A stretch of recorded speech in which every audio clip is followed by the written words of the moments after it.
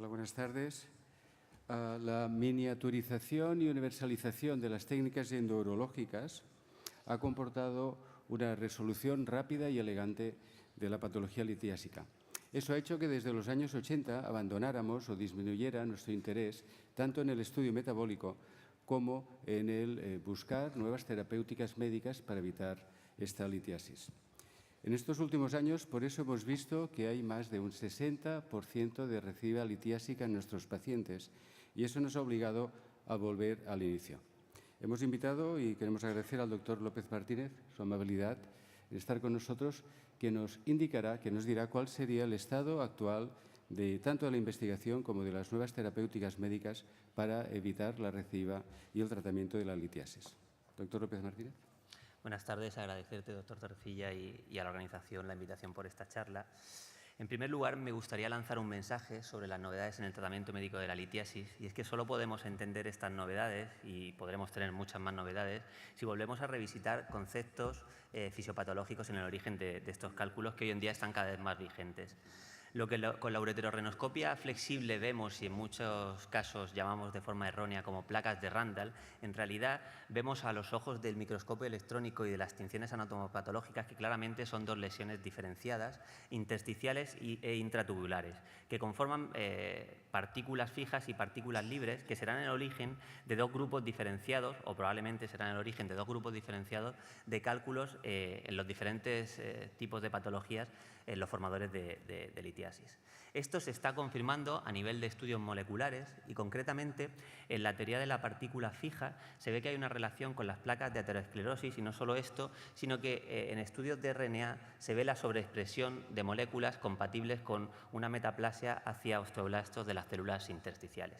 ¿Y por qué esto es importante bajando ya a la clínica diaria? Porque parece ser que vamos a poder agrupar a los pacientes en diferentes grupos, al menos en dos grupos, en función de si lo que hay es una predominante supersaturación de la orina, como puede pasar en pacientes cistinúricos, en pacientes con un hiperparatiroidismo o pacientes en los que la base o el sustrato de su patología sean procesos inflamatorios o el estrés oxidativo, como en los formadores idiopáticos de litiasis de oxalato cálcico.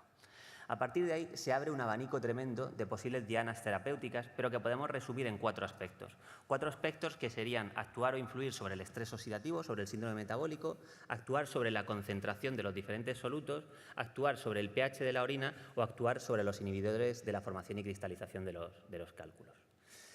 Sobre el estrés oxidativo tenemos una evidencia científica lo suficientemente rotunda como para vincular el síndrome metabólico con la patología litiásica renal.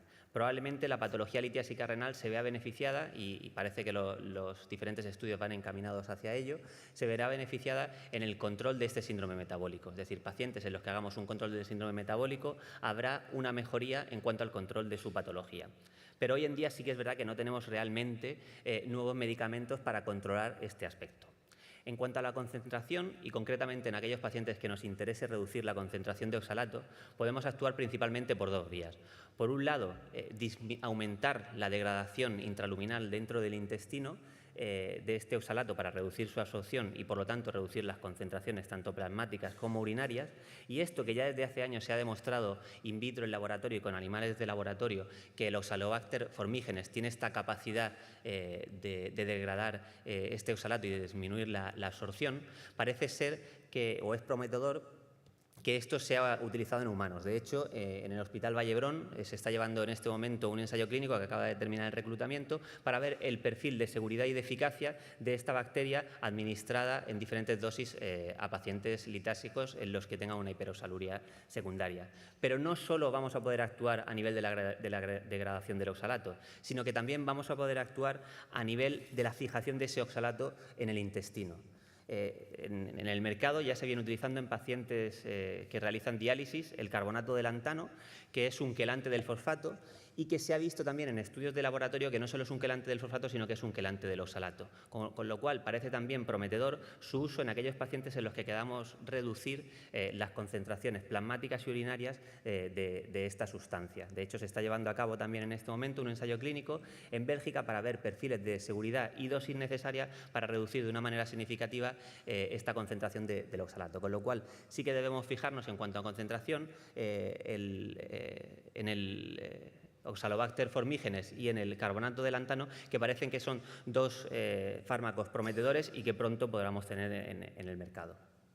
En cuanto al pH, no hace falta recordar los rangos de pH que ya nos aconsejan las guías clínicas en las cuales se tienen que situar nuestros pacientes para prevenir la formación de cálculos. Pero no solo eso, sino que tenemos que ser conscientes que diferentes medicamentos, y algunos de ellos que utilizamos para la prevención litiásica, pueden modificar este pH y, como veremos más adelante cuando hablemos de los inhibidores, poner en riesgo, si hacemos un mal uso de ellos, poner en riesgo incluso la patología litiásica de nuestros pacientes. Pero centrándonos en algo más concreto, sí que parece suficientemente relevante la medición del pH y la modificación de este pH en pacientes que tengan catéteres urinarios.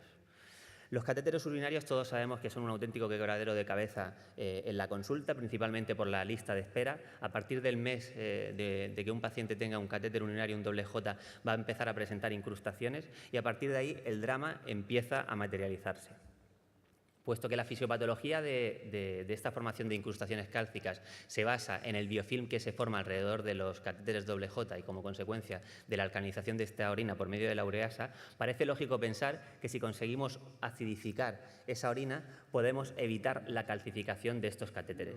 Y precisamente se está llevando un ensayo clínico con esta finalidad actualmente en España. Es un ensayo clínico multicéntrico liderado por el Hospital de Belviche, que busca ver si realmente hay un beneficio frente a la administración de metionina y la acidificación de orina en estos pacientes, reduciendo las posibles complicaciones o calcificaciones de los catéteres.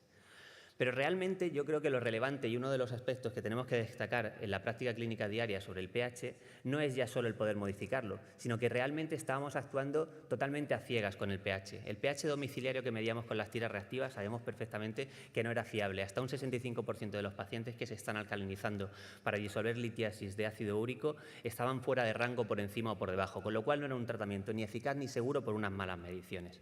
Hoy en día tenemos evidencia suficientemente robusta y con este trabajo del doctor Traxer yo creo que queda totalmente respondida la pregunta de si el nuevo mecanismo que se ha desarrollado en el mercado para la medición domiciliaria del pH urinario es suficientemente fiable. Y la respuesta es que sí, que es suficientemente fiable. ¿Esto qué nos aportará a nosotros en la consulta? Pues precisamente eso, tener un método fiable, un método que nos aporte seguridad y eficacia en el tratamiento de los pacientes que queremos modificar su pH, pero no ya solo eso, sino que probablemente, y esto es una especulación, pero que probablemente se materializará, igual que en los pacientes diabéticos, el hecho de que ellos se hagan un control domiciliario de su glicemia ha conseguido ha conseguido una mayor adherencia en el tratamiento, porque el empoderamiento del paciente sobre su patología consigue precisamente eso, que haya un mayor cumplimiento del tratamiento. Es posible que en nuestros pacientes litiásicos, que esto en muchos casos es un talón de Aquiles en el tratamiento médico, pues se corrija, ¿no? Y que haya una mayor adherencia en cuanto al tratamiento.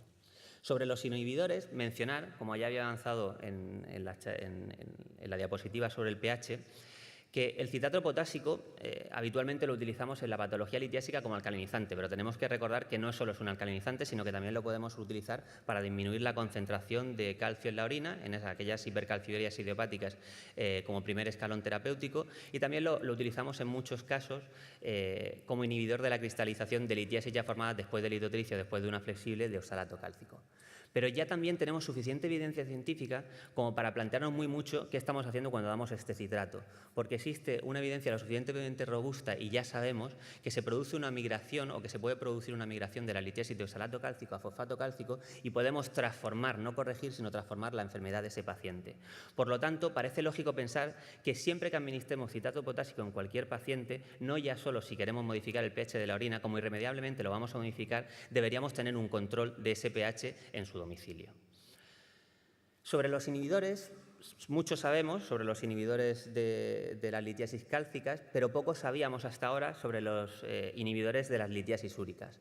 Actualmente se está desarrollando también un ensayo clínico en nuestro país, y en esto también tenemos que ser orgullosos porque precisamente en la charla los 3 ensayos clínicos más relevantes que hemos mencionado se están desarrollando en nuestro país, con el uso de la teobromina. La teobromina es un derivado del cacao que por una vía totalmente diferente al pH parece que puede disminuir la velocidad de cristalización o de precipitación de los cristales úricos. ¿Con eso qué podemos conseguir o qué ventaja podemos tener? Por un lado, tener otra vía de actuación sobre aquellos pacientes que forman litiasis úricas y, por otro lado, conseguir reducir la dosis de alcalinización necesaria para estos pacientes, que muchas veces está limitado como consecuencia del riesgo del aumento del potasio en el uso del citrato potásico, como consecuencia del exceso de sodio cuando utilizamos bicarbonato para alcalinizar. Con lo cual, muy atentos también a la teobromina, que pronto podremos tener en el mercado en los pacientes úricos. Como conclusiones, fundamentalmente debemos, y esto es una cosa que tenemos que liderar los urólogos, debemos ampliar los estudios a nivel fisiopatológicos y etiológicos de por qué se forma la litiasis, porque solo de esta manera podremos encontrar nuevas dianas terapéuticas. Y quizá lo más revolucionario que tenemos hoy en día en cuanto al tratamiento médico no es en sí el tratamiento médico, sino que tenemos a nuestra disposición una nueva herramienta de medición del pH en el domicilio del paciente, que va a hacer que el tratamiento sea más seguro, más eficaz, muchísimo más fiable, probablemente aumente el cumplimiento terapéutico y que además incluso nos plantea nuevas opciones, como ayer muy bien presentó un equipo de Madrid hablando sobre la acidosis tubular, nos puede plantear incluso nuevas herramientas diagnósticas para plantear el manejo diagnóstico de nuestros pacientes litiásicos. Muchas gracias. Gracias, doctor López. Mire, estos son unos casos de mi hospital, que son unos casos... ¿Podemos poner la diapositiva? No la quiten, por favor. ¿Podemos poner la diapositiva esta? La diapositiva, la última. Perfecto. Vale. Gracias. Estos casos, supongo que todos los urólogos os sentiréis también representados, también pueden formar parte de vuestros pacientes pendientes de intervención. ¿Qué nos recomendaría usted para evitar que esto vuelva a suceder? Esto es un drama, como bien has dicho, y es un problema y lo tenemos porque la lista de espera difícilmente se va a corregir en los pacientes litiásicos. Hoy en día realmente no tenemos muchas opciones para intentar mejorar esto, más allá de medidas generales. Si realmente los resultados son tan prometedores como parece que lo son en cuanto a la acidificación de la orina con complementos nutricionales, parece casi obligatorio el que tengamos que utilizar estos complementos nutricionales en estos pacientes que lleven doble J. A la espera de los resultados de vuestros estudios, ¿no? del trabajo que estáis llevando a cabo, probablemente cambie el manejo y la perspectiva de estos pacientes en su lista de espera. Perfecto. Espero que para Palma tengamos los resultados. Gracias, doctor. Gracias a la mesa. Muchas gracias.